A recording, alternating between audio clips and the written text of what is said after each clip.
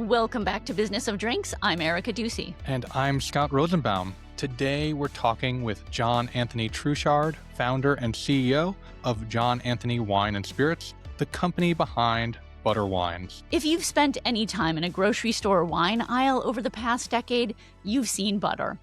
It's got a bold yellow label, playful lettering that you can spot from across the store, and of course, its unapologetic name that conveys a very popular Chardonnay flavor profile. But what most people don't realize is just how large this business has become, extending far beyond the original Chardonnay, and also how it was built. Across its portfolio, John Anthony Wine and Spirits is now doing roughly $130 million in wholesale revenue. The butter brand alone is approaching 800,000 cases annually, and at one point controlled around 18% of the $15 to $20 a bottle Chardonnay segment in the United States. That is an enviable market share for any drinks brand. And what makes this story especially compelling for our listeners is how it happened. John didn't raise outside capital. He didn't build the brand through private equity or chase an early exit. In fact, he very deliberately avoided taking on investors so he could grow on his own timeline. He scaled butter to more than $85 million in revenue without outside funding, relying instead on bank financing, disciplined inventory management, and, most importantly, hard proof of consumer demand. And that's one of the biggest insights in this episode. John says that aggressively scaling butter wasn't the riskiest thing he ever did. It was actually the least risky because the wine was selling out in less than 6 months in many of the markets where it launched. When demand is pulling that hard, doubling production, right, isn't speculation. It is incontrovertible math, and bankers like that. Exactly. And we also dig into something that we don't hear founders talk enough about, which is the mistakes that come with scale. At one point, Butter secured long-term grape contracts at premium pricing to ensure its supply. Now, that worked out beautifully for a while the brand was growing rapidly, but when the wine market softened post-COVID, those contracts created difficult inventory conversations and forced the company to reset.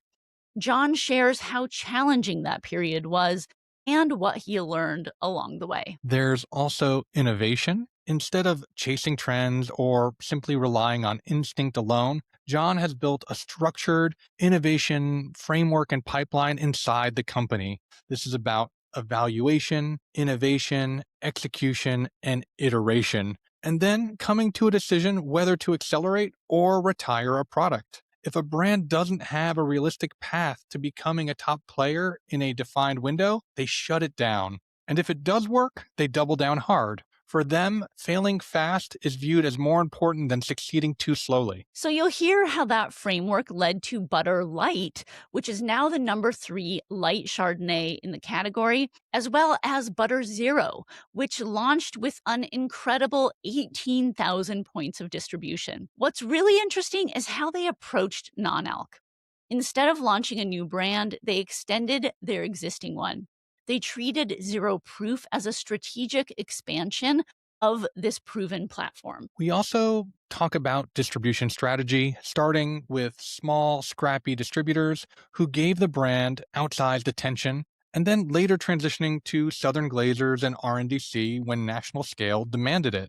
That shift in distributor strategy is something many growing brands wrestle with, and John walks us through it in a very practical way. And finally, there's John's advice for founders. As he explains, if you can't sell 5,000 cases in 10 focused markets, you're not going to be able to sell 500,000 cases nationally.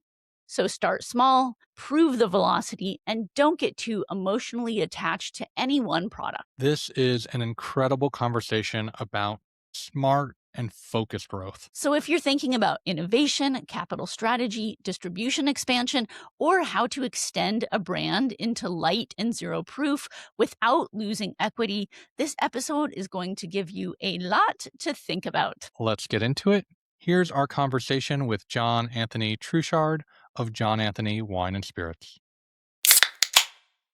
And now a word from our sponsor. Meet Ride, a range of 2-ounce shots designed to help you manage your everyday moments. It's made with science-backed ingredients and free from sugar and calories. Whether you need to energize, get focused, or unwind, you'll find it on Amazon and at select retailers. To learn more and partner with Ride, visit ryde.com. And now, back to the show. John, thanks so much for joining us on The Business of Drinks. You're welcome. Glad to be here. So tell me about your background. What led you into the wine business, and how did your early experience building John Anthony Vineyards really shape your understanding of the market? My parents had Truchard Vineyards. They started in 1974 with 30 acres out in Carneros. And my father was raised on a farm in Texas, kind of grew not really grape growing, really just farming from his father. And so I was born in 1972. Parents bought property in 1974. And so I was brought up on the grape growing side of the wine business. And between like 1974 and 1986, my parents they bought about 200 acres of property out in Carneros, developed about 180 acres. And so as a child, I just learned the grape growing side of the business from my father. Graduated college mid-90s. And at that point in time, my parents started Truchard Winery in 1989. And so in the early 90s, they were out selling wine. And I had the opportunity to see like the wine side of the business for the first time. Growing up, I just saw the grape side of the business. And it's almost like we could have been delivering like Thompson seedless grapes. I mean, it was grape growing, but in the 70s and 80s, it was more tonnage focused. Fanatical focus on quality. It wasn't quite what it is today. I was more picking based on bricks, less flavors and seed development. And once we delivered the grapes to the hopper, like the job was done. When they started making wine, it was like, oh, this is a whole nother side of the business of going out and selling to accounts and restaurants and wine shops and being involved in the Napa Valley wine auction. And so it's throughout college that I realized, like, geez, I really want to find a way to do what my mom and dad are doing, but I want to find a way to do it on my own. I wanted to have my own style, figure out how I wanted to market and sell it. And the challenge with the wine business, it takes time and or money. I was 22. I had tons of time, but had no money at all. So I waited tables at Compadres. I bought a truck, and I decided I remember I came home once and told my then girlfriend, now wife, Michelle, the story. It was like, I want to start a little vineyard management business, and putting to work with my skills my father taught me.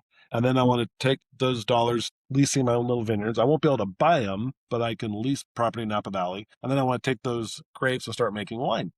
And she was like, she was slightly annoyed that I was bothering her from studying her biology. She's like, oh, that's great. How long is that going to take? I'm like, oh, that's the best part. It's only going to take like 10 or 15 years. And she's like, oh yeah, good luck with that. And so that's what I did. Starting in like mid-90s, I started my little vineyard management business. And then late 90s, I started leasing my own small plots in Napa Valley, like 3 acres, 5 acres, 6 acres. We started making wine in 2003 under John Anthony. First year, we did like 127 cases of Syrah, and we did like 874 cases of Cabernet. And my goal was to do 5,000 cases of high-end Napa Valley wine. I figured if I could grow grapes in Napa Valley, make 5,000 cases of high-end wine, I could live in Napa, I could support myself, we could put our kids through school, that would be a good life. And so I started selling wine in 2006, and all the initial reviews were favorable. And we sold out of wine in 2006, 2007, and then that little recession hit, and the wine sales slowed down a little bit. And we happened to have a client that couldn't sell their Chardonnay. And so I wanted to make a tank of wine, like a research and development tank. And the goal was to make it taste like La Crema or Rombauer. Like, how do you mimic like this barrel fermented Chardonnay, but in a big stainless steel tank? And our winemaker at the time was a former winemaker from Rombauer. And so we bring this wine in thinking like, oh, let's just make a bulk wine project to help my grower out. We brought the grapes in, made the wine, and then Scott Lewis, who has V Wine Cellars up in Yountville, was at Pebble Beach Food and Wine in 2010, and he was enjoying selling our jam wine. So we had started selling jam wine in 2009, just like Cabernet. And he's like, you guys really got to make a white wine, call it butter. And we already had this wine in the tank, and that's really where butter began. So it was less of a like looking at the market and where the market's at. It was really more of like, I'm working with my growers. I'm helping to try to find solutions for them. I made this wine. It's sitting there. We were going to really sell it as a bulk wine project. But then my our friends suggested this name, and we're like, why not? Let's give it a shot. So we started off with butters and 1,000 cases in 2009. Wow, wow. And the growth since then has been remarkable, to nearly 1 million cases annually today. What was the specific insight or market gap that you saw that convinced you that there was room to grow a brand like butter? The reality was, at that time, in like around 2010, 11, the rage was all this. It was all stainless. It was no oak, no butter. People don't want that. And I remember like my buddy Rob and I were like, but we really like these wines. He was the winemaker, Rob Bauer. He had just left, started his own. I'm like, I just really like these wines. And so it was less of a like realizing what the market opportunity was. It was really more making the product. And what happened was the first year we did 1,000 cases and it sold through okay. And then the next year we did another 1,000 cases. Remember, we're using Napa Valley wine, so the price was way too high. But I was thinking, like, if there's a demand there for it, what we can do is shift California appellate, and all of a sudden our margins will grow a lot. And so the next year we did 1,000 cases, it sold a little bit better, but it wasn't like obvious. It was just kind of like, okay, I have this little side project. And then in 2011, we go to Mendocino and we do 8,000 cases of butter Chardonnay, and that sold out in like 3 months. And I was like, wow, 8,000 cases at 3 months, and we're $15 California appellated Chardonnay, so that's really expensive. It's like if you would have gone through and studied the market. I often say, like, I'm glad I wasn't working with the large distributors and did market research, because they'd probably say your label's ugly, you have a weird name. Lawyers would have said I couldn't trademark it. Distributors would have all told me it should be $9.99 if it's California appellated, because only Kendall Jackson gets $11.99. They're the unicorn. No one's ever going to do that again. But I didn't do any of that. I just said, well, this is Napa Valley's version of cheap wine. And even though it's California appellated, it was really my naivete, if I'm being sincere. And so in 2011, we did 8,000 cases and sold through quickly. And then we just realized, wow, we have this little seam in the universe. And because we were working with California appellated Chardonnay and made in big stainless steel tanks with oak chips, we could scale it quickly. So then we went from 8,000 cases in 2011. I think this year will be somewhere in the 800,000 case range. And we had a little bit of a dip, and now we're starting to kind of pick up the growth again. And it's kind of crazy when you do the math on 800,000 cases. It's 18 bottles a minute every minute of the year. And the biggest challenge of that was people say, well, God, it was kind of like bold to go through and grow so quickly in those years. My response is actually, it was the least risky thing I ever did, because we would sell out in 6 months. Yeah, the proof was there. Proof was there. So when you have something that works, it's like I'm in 10 states, I sell out in 6 months. It's like the least risky thing ever to double production, because I can sell double production in just those 6 states, but there's another 44 out there, right? So it made it very easy to be so aggressive, because we were just, for the first 6 or 7 years of that brand, we would gap and there would be no one in the market for like 6 months. So when we came out, I remember once going to Reno in like 2013 or 14, and there was literally billboards saying butter Chardonnay is back in stock. I took pictures. I'm like, God, that's crazy. I remember once showed up at a wine shop. This is like 2012. And there's there's a guy with a dolly. I'm like, oh, are you getting your delivery? And I'm like, oh, no, that's a customer taking the 5 cases out. And Total Wine, I was pouring wine in Reno, and they're like, oh yeah, we had a pallet delivered to our store, and we're going to go do a case display in the front of the store. And we had a little dolly, and we're rolling the pallet to the front. We couldn't even build the display. People were just pulling wine off of the dolly. So we just put the dolly there and let people take the wine. It was one of those like unicorn products that just found that little seam. And I remember it, and Albertsons, Vons, and Pavilions, they would bring in like 100 cases for like opening day of butter. And like in the first hour, they saw like 50 cases. What do you think the secret is? Like, so is it the flavor? Is it the packaging? Is it the pricing? What are the most important components that really has made this brand take off? I wish I knew exactly, because then I would keep doing it over and over. And I think the answer is it's all of that. Kendall Jackson was kind of like that OG, slightly oaky, slightly sweet, buttery Chardonnay, and it kind of dominated the lower end. And then they had La Crema, which is like the price point just a little above it. So you had AJ at like 12, they had La Crema like at 17, 18. And then the next step was really Rombauer, like any scale. When we came out with butter, we weren't working with the large distributors. We were working with smaller distributors and smaller brokers to sell the product. So they were really scrappy. And they didn't have anything else in the book that competed with them. So if you're a wine buyer, you spread out your purchases based on the relationships you have, and you want to give a little bit of love to this distributor and this broker and this distributor. And so these small distributors, all they had was expensive wine, But because of the recession and because we were working with them with John Anthony, we offered them jam and butter because they were our partners.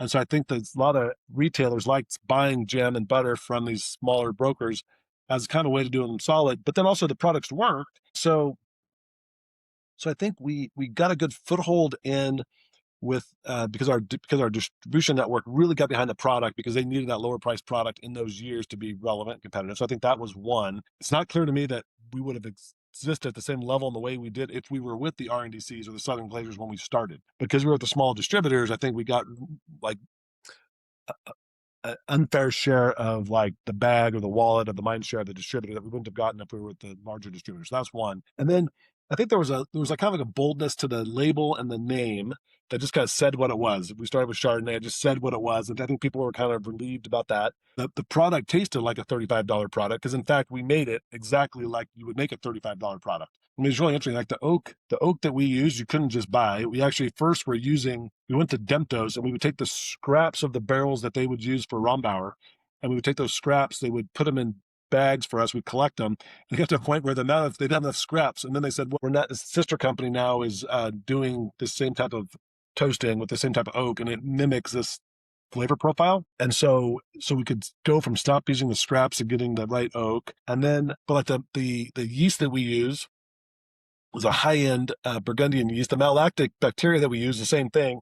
So when we started ordering large quantities of it, they're like, dude, you guys got to give us advance notice. We don't have enough of this stuff on hand because it's all designed for like small Burgundian, fermentation. But we're like, yeah, but we're doing that same thing just in bigger tanks. And we were pretty anal about like, we knew exactly what the sugar needs to be. We had preference on clones. We had preference on vineyard sites. We knew when the sugars to be come in. We knew how we had to adjust the acid. We knew what type of process we wanted to clean the juice up before it went through fermentation. We knew exactly what the drops were per day for fermentation. We knew how long we wanted the secondary to last. We knew how to tether the oak so it mimicked an oak barrel, because if you just throw all the oak in there, it floats. And so you have to tether it so that it like is right in the middle of the fermentation the whole time. And so we did everything we could to mimic the fermentation dynamics and temperatures of a small oak barrel, but in a 50,000 gallon tank. And it's not perfect, but it was close enough that the quality was like, wow, this tastes like a barrel fermented Chardonnay. And so our cost of goods were way less because we didn't have to buy all these barrels and deal with all the labor of the small barrels. And so I think it was a combination of like the distributors, the name, the branding, the flavor profile, and then just sometimes it's just the right time, right? It's just the right time where the competitive landscape has shifted. And then there's also a changing of consumers. We found that most of our consumers were like 45 to 60-year-old women that would probably trade down from Rombauer. And they're like, wow, we can buy 2 bottles of butter for the same price as 1 bottle of Rombauer. And in the early days, all of our scrappy distributors would have these really cheesy signs like, I can't believe it's not butter. And then they'd have like some guy that was like a romance novel. He had a long blonde hair on there. I don't even know why. And then a lot of our distributors would say made from the former winemaker at Rombauer, which was true.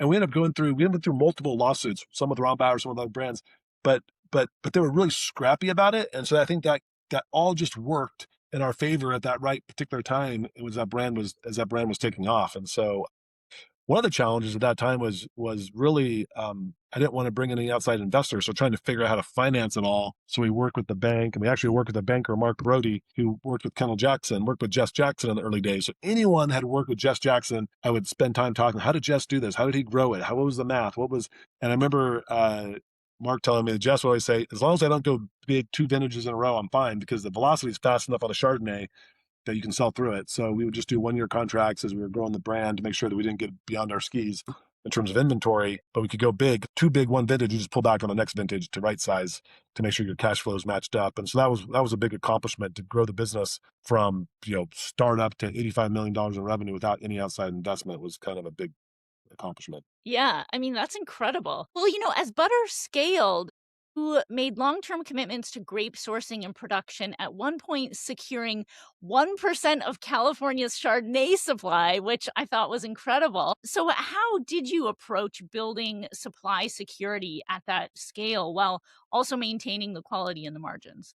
So this would be actually, I put this on a mistake bucket, because we have 65% gross profit on the product, and we were paying $200 to $300 premium per ton on the grapes.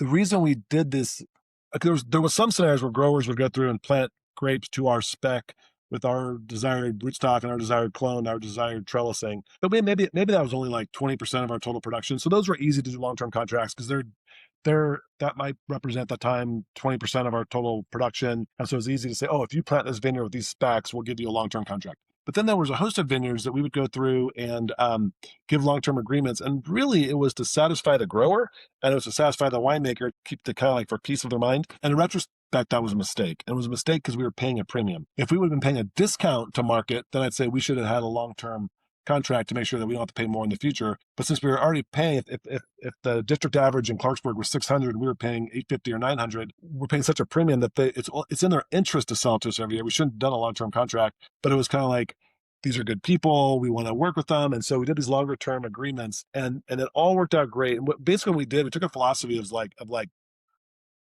1 year contracts on all the growth and then longer term contracts once we know that growth is there. So if we're doing 500,000 cases, going to 600,000 cases, we would only do 1 year contracts on the 100,000 cases, and we would do long-term contracts on the 500,000. But long-term might be 2 to 3 year contracts with several exceptions of some planting contracts that were 10 years. That all worked out great up until post-COVID. And we thought we would be flat, or we thought we'd maybe grow a little bit. And post-COVID, we basically declined overall like 10% post-COVID, which gives us excess inventory. And so now we're having to go back to those growers and let some of those contracts fall off or ask them to reduce the tonnage in exchange for longer term, or simply say, hey, for 1 year, we want to bring in less tons. And those aren't fun conversations. It's so much more fun to go out and say, hey, we're going to do a pre-plant contract for 10 years. We'll lock in at $800 a ton. Let's go. It's not as much fun to say, hey, we're kindly requesting we bring in half the grapes this year because we just want to right size our inventory. Well, how has the business changed since COVID? I think there's a lot of pieces to that. I don't have a crystal ball more than anyone, but just looking at it all, I think there's the obvious, which is people aren't at home drinking every day as much as they were. Number one, that's the obvious one. But then the other tangential things I think is you have just the aging demographics, and a lot of our butter Chardonnay drinkers were probably like the boomers, and as the boomers get older, you just consume less. It's just part of. And now, a word from our sponsor. If you're developing a new product and want to avoid costly supply chain mistakes, MHW's Brand Arc can take you from idea to finished product, including liquid sourcing, component suppliers, co-packing, forecasting, all of it. It's a smarter way for founders to scale without building a full operations team. Get to market faster and with fewer surprises. Learn more at mhwltd.com. And now, back to the show. There's probably a period where you're growing economically, and then you're a period where you're enjoying life and your consumption's higher. And then as you continue to age, the reality is butter now we launched it in 2010, so it's 16 years into its life cycle. So people that were 65 are now 80. Probably drink less at 80 than do at 65, or people that were 50 are now 65. And so I think part of that's like aging demographics. I think there's also the amount of competition has only increased. There's a tremendous number of new entrants in wine, and then just alcohol as a whole. If you look at like the beatboxes and XXL and all the White Claws and the Trulies and the RTDs and the Cutwaters. And so I think there's more competition for the consumer as a whole. I think all those things factor into the competition for the brand.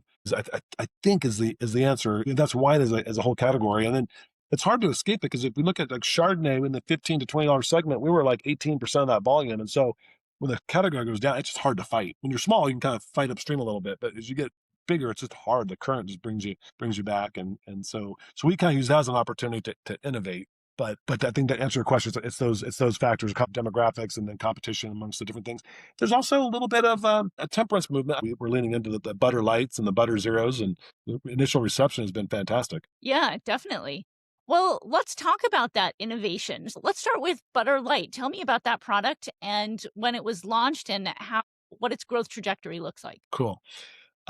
So Butter Light was really, I think we had our eyes on Butter Zero, and we're like, okay, before we got Butter Zero, let's just test it out with Butter Light. And there were some light products out there. Light was a lot easier to get our heads around because it's basically taking the same product, de-alking half of it, and blending it back in. But it was a great learning experience, because what we realized is when you de-alk the wine, you completely change everything. I mean, everything's out of whack, out of balance. And so we realized we had to do with Butter Light was, once you do that, you have to go back and adjust a lot of the acidities, even like the oak a little bit, the CO2, Alcohol's obviously been changed. The residual sugar, like the amount of sugar that a wine at 16% can handle is much more than the amount of sugar at 8.5% can handle. If everything's just bigger, it's bigger. When you take the alcohol down, if you don't reduce the sugar, then it gets too sweet. And butter has anywhere from 4 to 5 grams per liter of RS in it. It has a slightly sweet backdrop to it.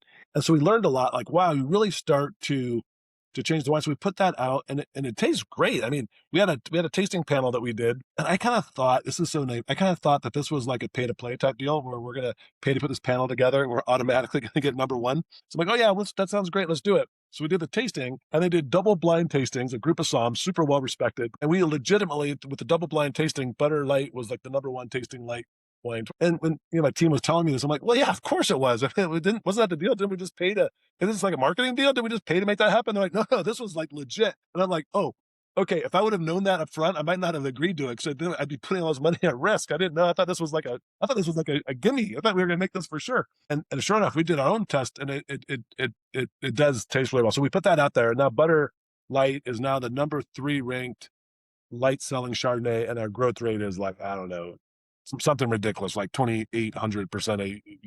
The numbers get so crazy, but it's not on the base is still like $1 million in annual sales. So to have that big of a percentage on the base no longer is $10, right? The base now is in the millions of dollars, and to have that growth rate is pretty serious. So our experience with Butter Light gave us the confidence to do Butter Zero, and it was really, we began to realize with Butter Zero, it's really a beverage. It's no longer dealing with the TTB or the ABC. You're dealing with the FDA. Labeling requirements are all different. And we're realizing that even though you use a non-alcoholic base, so we take butter wines, we de-alk it, that's the base, but you de-alk it all the way, you have to build all those flavors up. So we work with the flavor house to rebuild and build up all those, using natural flavorings to build the flavors back up, to try to mimic something that tastes like butter Chardonnay, butter Sauvignon Blanc, butter Pinot Noir, and then we have a sparkling rosé. So Butter Zero, it's been a brand new kind of path for us, because it's non-alcoholic wine, but all the flavor really comes from what you do with it once you start with that non-alcoholic base. And we kind of start with the premise of, let's make it taste good.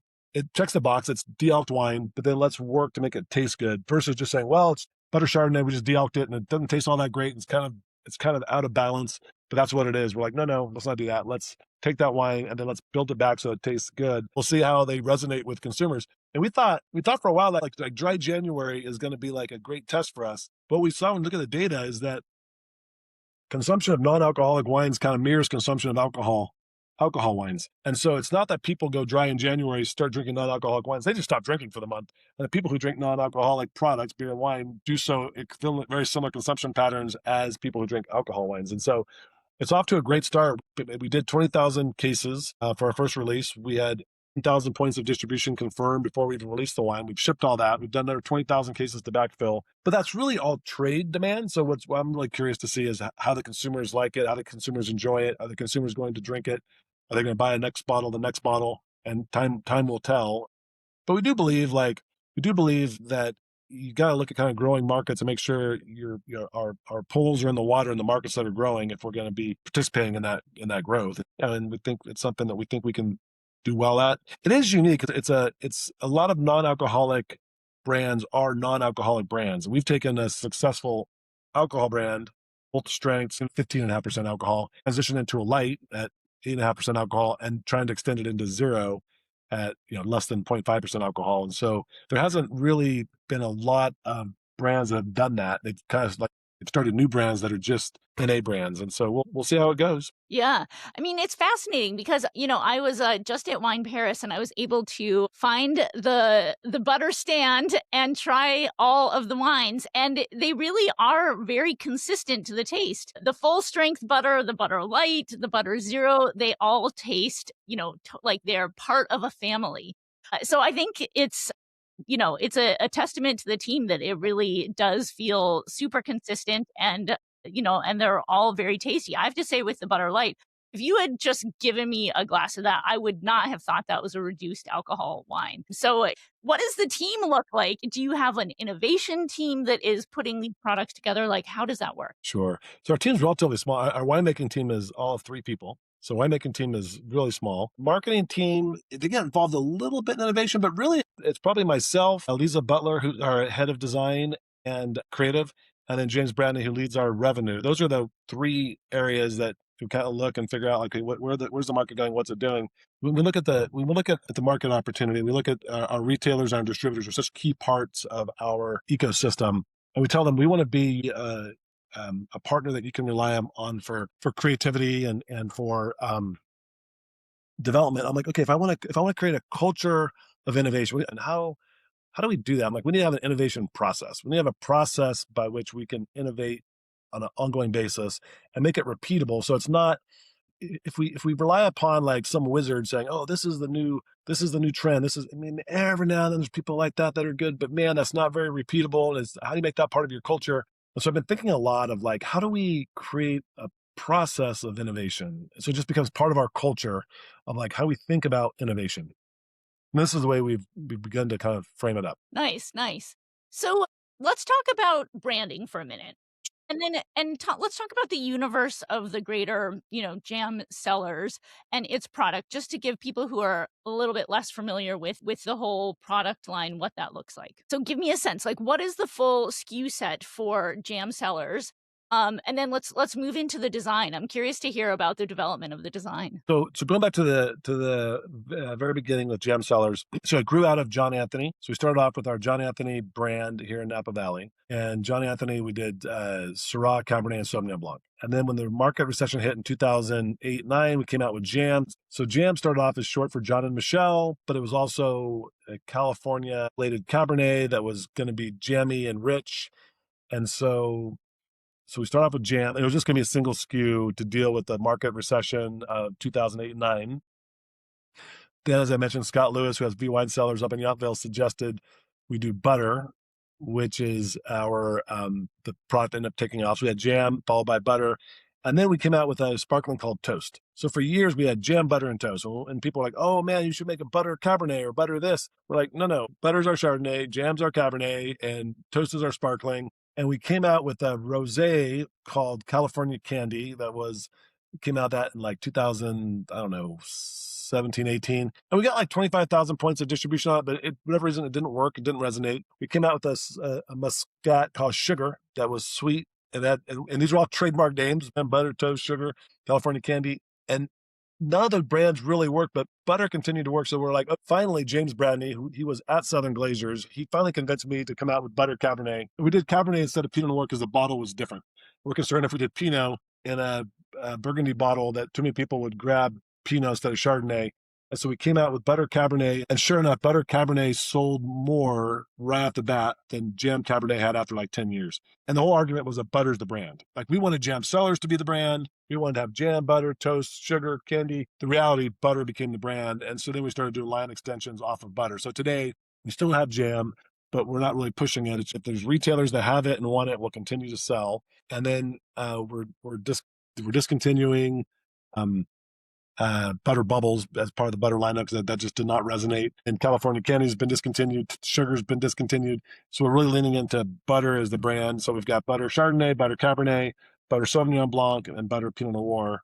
And all those brands are growing really, really nicely. And it does make marketing a lot easier and people can understand. And for years, I'd be out and I would tell people we have Jam Cellars and we have these different products. And then later on in the conversation, I'd be like, oh, yeah, one of our products is, oh man, you guys do butter. And it became very clear that butter was the brand. And so for years, we tried to market Jam Cellars with these 3 different SKUs when in the end of the day, the brand becomes what people drink. So we, and that first, probably 10 years ago, I'm like, there's no way I'm ever going to do a Cabernet called butter, Sauvignon Blanc called butter. Here we are today. Hey, those brands sell, it resonates, people trust the brand. And so let's lean into that. Yeah, yeah.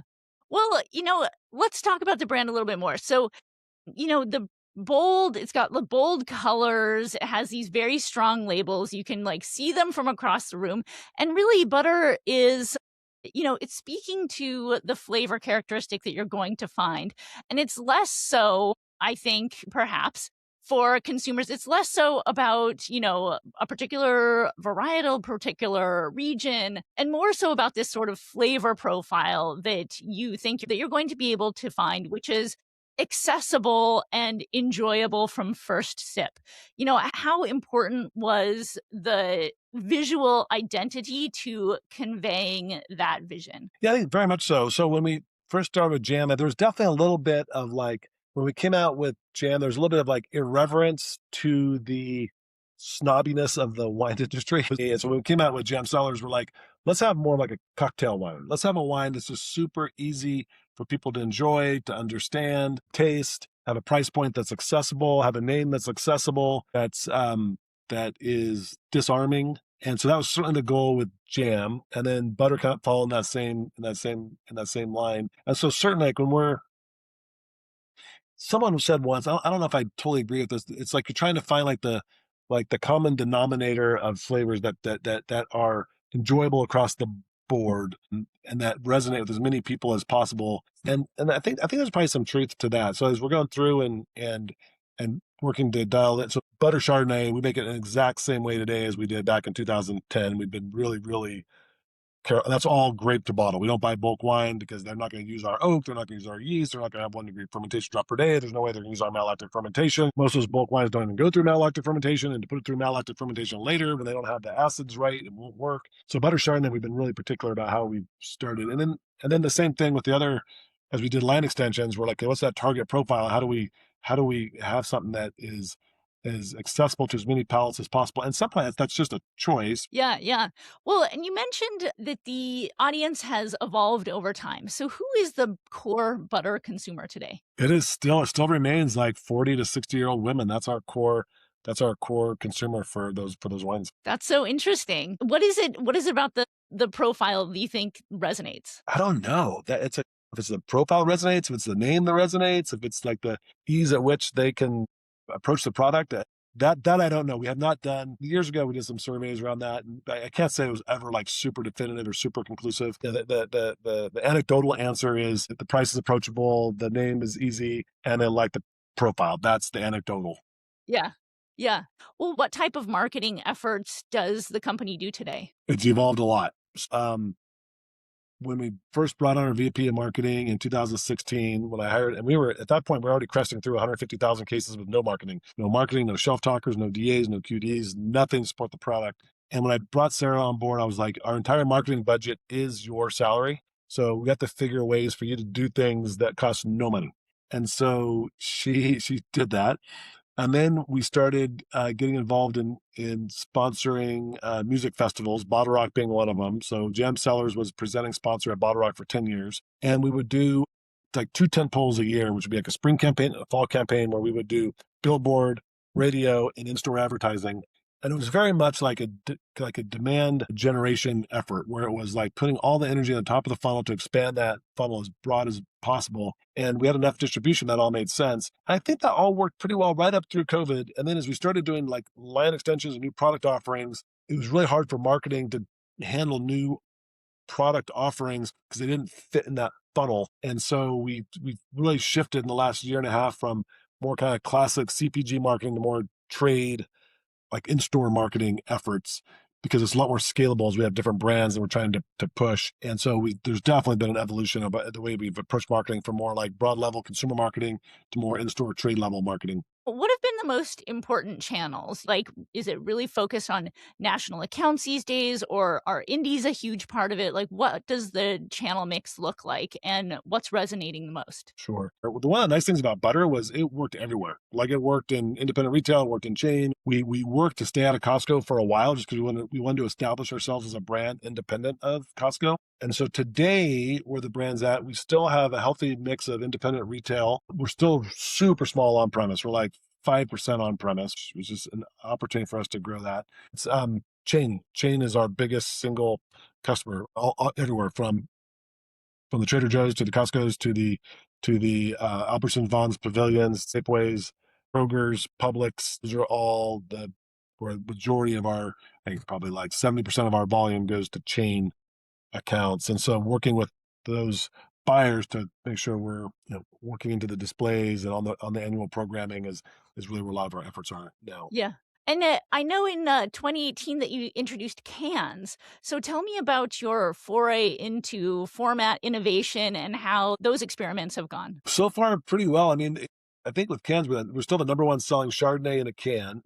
I think the idea behind that was let's do something a little different than the 375. What we should have done was bulk. But And now, a word from our sponsor. For years, the rule was simple: make it beautiful and it will sell. Those days are behind us. In a market this crowded, looking good is just the baseline. What matters now is clarity, conviction, really knowing what you stand for, even if that pushes some people away. The 2026 New Rules report from the Hilo Agency unpacks how standout beverage brands are building relevance beyond packaging and polish. If you're ready to rethink what brand actually means, go to newrulesbev.com/report to download your copy. And now, back to the show.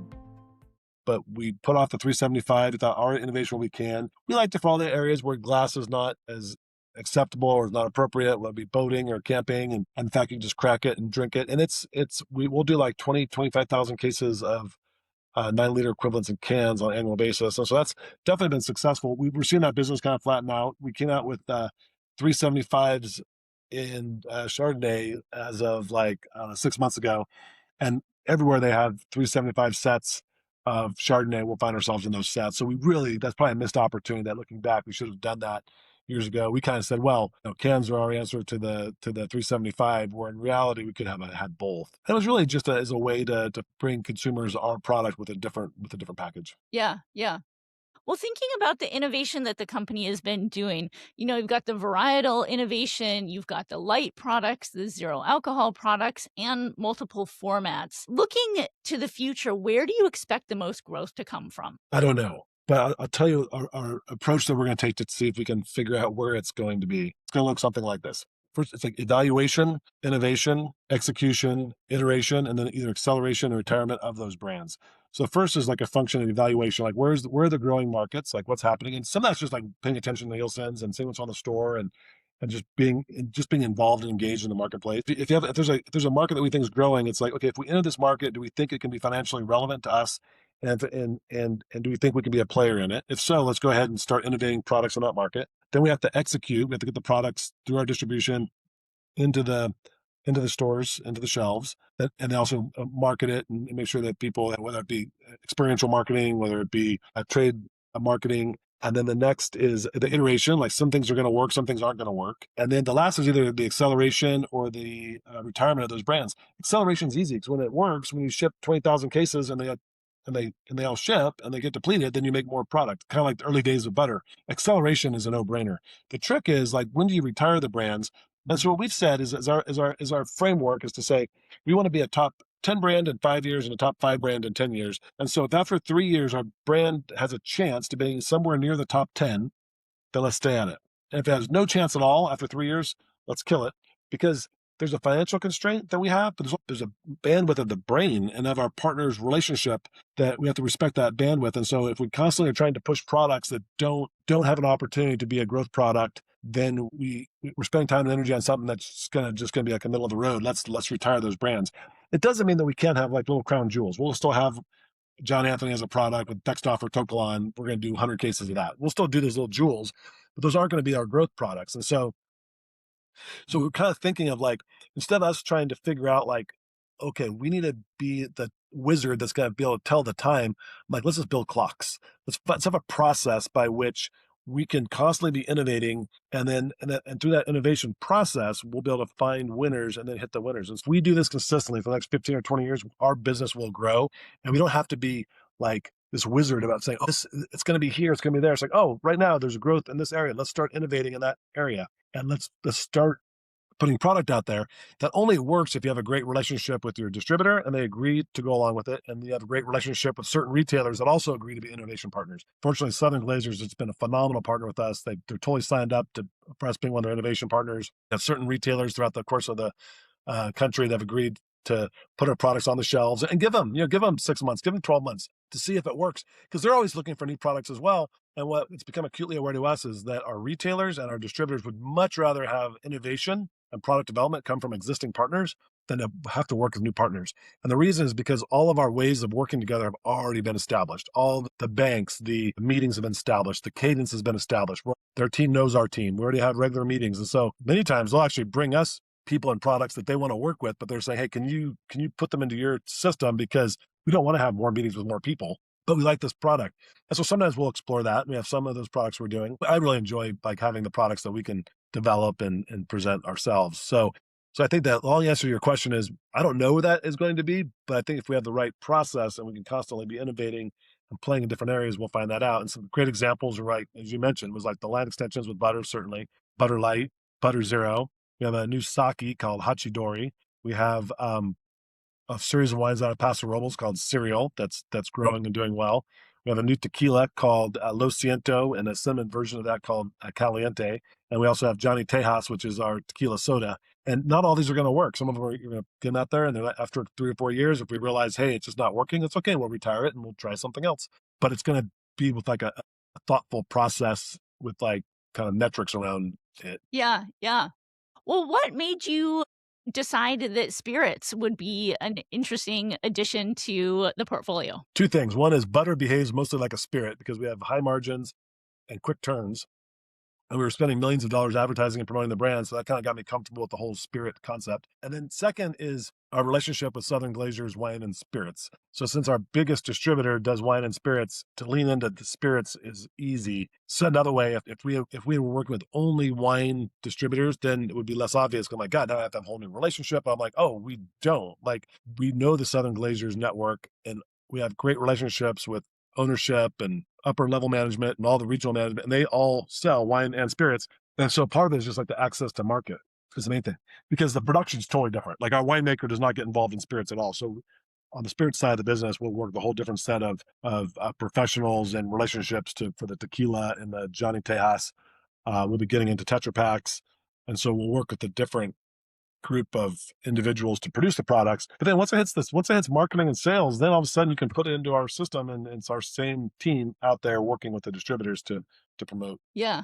And now that you're closing in on 1 million cases across all of the products, what was the single most important decision that enabled that level of scale? It was when butter started taking off, is to put all of our attention behind butter Chardonnay and just like maniacally focus on like growing that brand, maintaining the brand margins, maintaining brand equity. And then at the right time, going from that small group of mom and pop distributors to the Southern Glazers and the RNDC. And then we did that in 2016, 17, we switched from small distributors to the Southern Glazers RNDC. And then in 2019, we shifted everything over to Southern Glazers. And so it would have been just like that laser focus on butter Chardonnay, like blasting through. In retrospect, I wish I would have added line extensions pre-COVID, but it's easy to sit here in retrospect. But if we wouldn't have paid attention to the success butter Chardonnay was having, we tried to spread ourselves too thin too early, we probably would have missed that opportunity to really kind of find that. I call it like breaking gravity. It's like the brand's not getting pulled down all the time. It's like a lot of brands, you put in like 1 unit of energy and you get back 1.1 unit of return. It's like, and then butter, you put in 1 unit of energy, get like a return of 10. You're like, oh, let's keep doing that. And so I think just recognizing that and putting time and energy into it. And then also not bringing in outside investment, because as soon as you do that, then you owe them an exit, and that changes the whole trajectory of your business. You have to buy them out, which is super expensive, or you have to sell. And from the early days, this is what I wanted to do. From the early days, I wanted to grow grapes, make wine, live in the Napa Valley. And so I don't want investors. I'd rather just figure out how to grow this business without outside investors so that we can continue to do what we're doing. It also changes your timeline on things. If things, you can be more patient on things working or not working. I'm also willing to take risks. By being a small private company that I control, we can make decisions quickly. We have to be careful because I can make bad decisions, or we can make bad decisions just as quickly as we can make good decisions. So we try to make a lot of small decisions, feed the ones that work and kill the ones that don't. And there's not a timeline or expectations on dividends or expectations on liquidity. So it just gives us a lot more flexibility with how we approach what we do. And what would be your advice to a founder who is looking to grow their business without taking on investors? I would say start small hot fires, meaning like don't focus on national distribution. You can do it nationally, but choose 5 or 6 markets, 10 markets, and focus on 10 markets. And if you can't sell 5,000 cases in 10 markets, you're not going to sell 500,000 cases nationwide. And then also don't get so associated with that one product. Like if you say, I want to be in the wine and spirits business, then commit yourself to figuring out how to be successful in the wine and spirits business, and have your success be based on figuring that business out and giving people what they want in that business versus saying my success is dependent on this product. And by that, what I mean is if I would have said, you know what, nope, I'm doing John Anthony, I'm going to do high-end Napa Valley Cabernet, that's it, then I would never have done jam, I would never have done butter, I would never have experimented with other things. But when I said, look, I want to be in the wine business, and I want to live in Napa, and I want to grow grapes, and I want to make wine, and I want to make wine that people want to buy. And so then when it became harder to sell John Anthony wine, we were still increasing our sales every year. I had doubled production, but our sales only increased by 50%. I was like, well, people want less expensive wine. Let's give them jam, short for John and Michelle, and followed by butter. And the reason we changed the name of the business from Jam Cellars to John Anthony Wine and Spirits is to say, let's play what we are is we're in the alcohol beverage space. And then I come to realize like, well, there's also non-alcohol beverage that we can play in better. So I tell our team, I tell Southern Glazers, look, someone's going to build $1 billion beverage business during our life. Why not us? And some people kind of laugh a little bit. They go, oh yeah, it's nice aspirations. Truth of the matter is, I don't really care if we build $1 billion beverage or not, but I do care that we have a growth oriented mindset with our company and that we're constantly innovating and we're constantly challenging ourselves to grow. And I tell the distributors, I'm like, look, I am the same age today as Jess Jackson and Robert Mondavi were when they started their business, and we're already doing $130 million in wholesale revenues. So to go from 130 million to billions, way easier to go from 0 to 130. And then like I got their attention. They're like, oh, yeah, good point. Let's go. And what that does, it gives me the competency of the crew. It gives me the competency of my team. It gives me relevance with my distributor network. It gives me relevance with our buyers. It gives us a platform of which we can innovate and bring products to market. And that makes it just a more enjoyable place to work. It speaks to the entrepreneur in me. It creates an environment here where people love coming to work on new projects. And frankly, it's just easier to manage a growing business than it is a business that's flat or shrinking. Plus, it also just speaks to who I am. Yeah. But just starting to wrap up here, from a business perspective, what keeps you up at night? Probably, recently it's probably, recently it's probably a little bit of like just inventory levels. We're not bad, but compared to where we were historically, just trying to right size the inventory levels. Cause those are just hard conversations to have with partners when, we've always been up and to the right and grow. Now we have to either, take your foot off the gas or hit the brakes. That's one area. The next would really just be thinking through the innovation. Like, how do we have something that we're not just like, throwing things against the wall to see what sticks? How do we have like a super thoughtful innovation process? How do we do that in a way that's like methodical and repeatable, sustainable, and make that part of our culture? Those are probably the two big areas would be that. I think for a lot of businesses right now, it's just like cash flow, like overall like cash flow. It's overall solvency. We're fortunate enough to have enough revenues, enough gross profit to be able to weather this current environment. But it's not as fun. It's like, you're making hard decisions about no bonuses and no colas, and it's not go. And it's nice when everything's like up and to the right and you're hiring people and giving raises and bonuses and sponsoring Bottle Rock, and expense accounts are a little looser. And so I think just managing the emotional expectations of the team it would be part of it. Fortunately, they all get it. We have just an awesome team. They're very aware of what's happening in the industry. We had a conversation like 6 months ago. Jack Welch had three things that he had a lot of different things, but there's one article I read. So there's three components of communicating with the team. One of them is acknowledge reality, speak candidly, embrace change. And so, when I meet with the team, I'm saying, okay, acknowledge reality. Guys, what's happening? What's happening to the business as a whole? And what's happening? How does it relate to our business? And then speaking candidly. Here's what it means, right? Here's what it means for us in terms of our growth, in terms of our investment, in terms of our comp, in terms of our salaries, in terms of our bonuses, in terms of what we can do and what we can't do. And by the way, we're embracing change. So for the next 30 minutes, we're going to talk to you about all the things that we're working on to take us through this period and make sure we have a brighter future than we do in the past. And I think that is just, it's like being thoughtful about how do we communicate this to the team, because reality is people like it when they can show up and kind of do the same thing. That's great, but that's not how the world works. And so just managing through this tumultuous period just takes kind of thought about how do we get through it. And it's not me saying this is the next big thing, but rather here's the process that we're going to commit ourselves to find the next big thing. And if we do that over and over again, we will eventually get there. I think people get it. They're like, oh yeah, I get it. We're going to build a clock.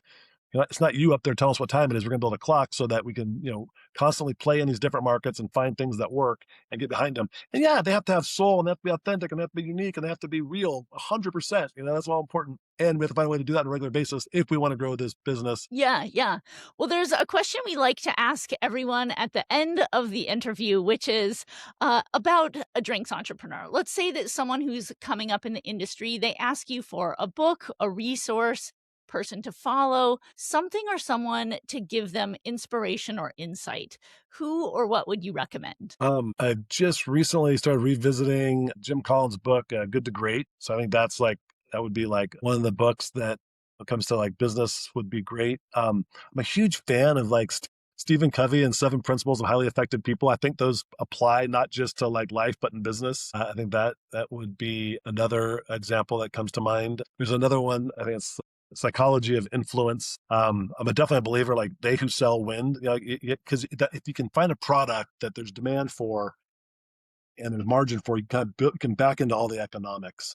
So I guess those would be the three that come to mind. And then in another way that it's kind of fascinating for me, and this is maybe more around thinking about like money than business, but a lot of the Rich Dad books, like there's just really good principles that are easy to understand in the Rich Dad Poor Dad series of books. And he gets into business and thinking about like, it's a lot of entrepreneurs. It's like they'll start off and they have a job.